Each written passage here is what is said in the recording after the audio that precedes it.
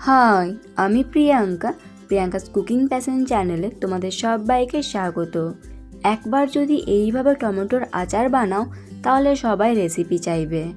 আজকে আমি শেয়ার করছি আমার স্পেশাল সিক্রেট মশলা দিয়ে বানানো একদম পারফেক্ট ঘরোয়া টমেটোর আচার। সবার প্রথমে এখানে আমি নিয়েছি পরিমাণ মতো টমেটোগুলোকে আমি আগে ভালোভাবে পরিষ্কার করে জল দিয়ে ধুয়ে নিয়েছি, কারণ টমেটোগুলোকে কেটে নেওয়ার পর আর ধোয়া যাবে না, তাই আগে থেকেই টমেটোগুলোকে ধুয়ে নিতে হবে। তোমরাও এইখানে নিজেদের পরিমাণ অনুযায়ী টমেটোগুলোকে কম বা বেশি করে নিতে পারো, তবে একটু বেশি করেই বানাবে, কারণ এই টমেটোর আচারটা খেতে দুর্দান্ত হয়। এবার আমি একটা চাকু দিয়ে টমেটোগুলোকে এইভাবে ছোট ছোট টুকরো করে কেটে নেব।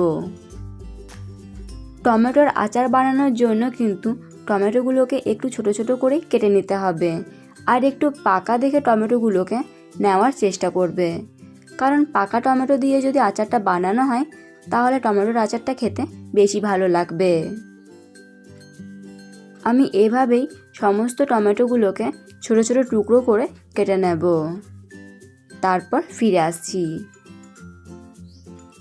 সবগুলো টমেটোকে আমি একইভাবে ছোট ছোট টুকরো করে কেটে নিয়েছি।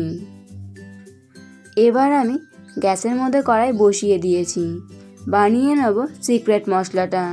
দিয়ে দিচ্ছি সামান্য একটু মৌরি, সামান্য একটু জিরে, আর দিয়ে দিচ্ছি সামান্য একটু ধনে। আমি এখানে যেরকম পরিমাণের আচারটাকে তৈরি করব ঠিক সেই পরিমাণেই মশলাটাকে তৈরি করে নিচ্ছি। তোমরা যদি আচারটাকে আরও বেশি করে তৈরি করতে চাও সেক্ষেত্রে মশলার পরিমাণটাও কিন্তু বাড়িয়ে দিতে হবে। এবার আমি এগুলোকে ভালোভাবে ভেজে নেব। ভেজে নিয়েছি। এবার এগুলোকে সাইডে নামিয়ে রাখবো। আবারও আমি গ্যাসের মধ্যে কড়াই বসিয়ে দিয়েছি। দিয়ে দিচ্ছি পরিমাণ মতো সর্ষের তেল। এই টমেটোর আচারটা বানানোর জন্য কিন্তু একটু বেশি করেই সর্ষের তেলটাকে দিতে হবে। তেল গরম হলে দিয়ে দিচ্ছি 5 ফোড়ন, দিয়ে দিচ্ছি শুকনো লঙ্কা। আমি এখানে শুকনো লঙ্কাগুলোকে ছোট ছোট টুকরো করে কেটে নিয়েছি। তোমরা চাইলে এখানে শুকনো লঙ্কার বদলে কাঁচা লঙ্কাও ব্যবহার করতে পারো, তবে এইভাবে ছোট ছোট করে কেটে নেবে, তারপর দেবে।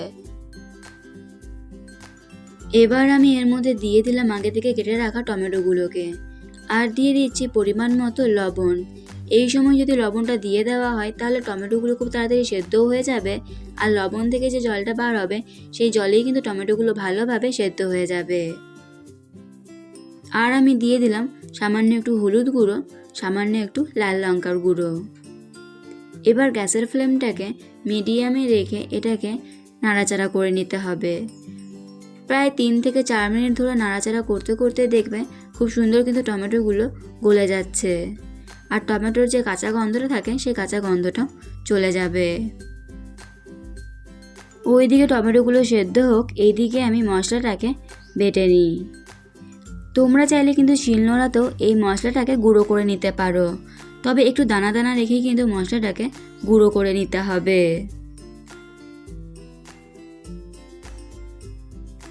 টমেটোগুলো এখন ভালোভাবে সেদ্ধও হয়ে গেছে, আর দেখো কত সুন্দর গলে গেছে। এবার আমি এর মধ্যে দিয়ে দিলাম পরিমাণ মতো গুড়। এই টমেটোর আচারে যদি গুড়টা ব্যবহার করা হয় তাহলে টমেটোর আচারের রঙটা খুব সুন্দর হয়, তবে তোমরা চাইলে এখানে চিনিও ব্যবহার করতে পারো। টমেটো যেহেতু মিষ্টি হয় সেই জন্য এখানে আমি একটু তেঁতুল দিয়ে দিলাম, তবে তোমরা চাইলে তেঁতুলটাকে স্কিপ করেও যেতে পারো যারা তেঁতুলটাকে পছন্দ করো না, তবে একটু তেঁতুল দিলে কিন্তু আচারের টেস্টটা খুব সুন্দর হবে। দেখো গুড়টা এখন কত সুন্দর গলে গেছে। এবার আমি গ্যাসের ফ্লেমটাকে হাইতে করে দিয়ে এটাকে ভালোভাবে ফুটিয়ে নেব। এবার আমি এর মধ্যে দিয়ে দিচ্ছি আগে থেকে গুঁড়ো করে রাখা মশলাটাকে। আমি এখানে পুরো মশলাটা দেব না, 1 চামচ মতো মশলাটা দিয়ে দিলাম।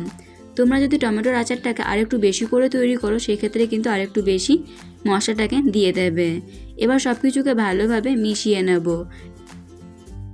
এই সময় কিন্তু গ্যাসের ফ্লেমটাকে হাইতে রেখে এটাকে ভালোভাবে ফুটিয়ে নিয়ে একটু ঘন করে নিতে হবে। এর থেকে বেশি আমি আর ঘন করব না, কারণ ঠান্ডা হয়ে যাওয়ার পর এটা আরেকটু ঘন হয়ে যাবে। তৈরি হয়ে গেল খুব সুন্দর টমেটোর আচার। তোমরা এটাকে সারা বছর রেখেও সংরক্ষণ করতে পারবে। তোমরা অবশ্যই একবার হলেও এইভাবে টমেটোর আচারটা বাড়িতে বানিয়ে দেখবে। আশা করি তোমাদের ভালো লাগবে। এই রেসিপিটা তোমাদের কেমন লাগলো অবশ্যই কমেন্ট করে জানাবে। এরকমই নতুন রেসিপির আপডেট পাওয়ার জন্য প্রিয়াঙ্কাস কুকিং প্যাশন চ্যানেলটিকে সাবস্ক্রাইব করতে ভুলো না।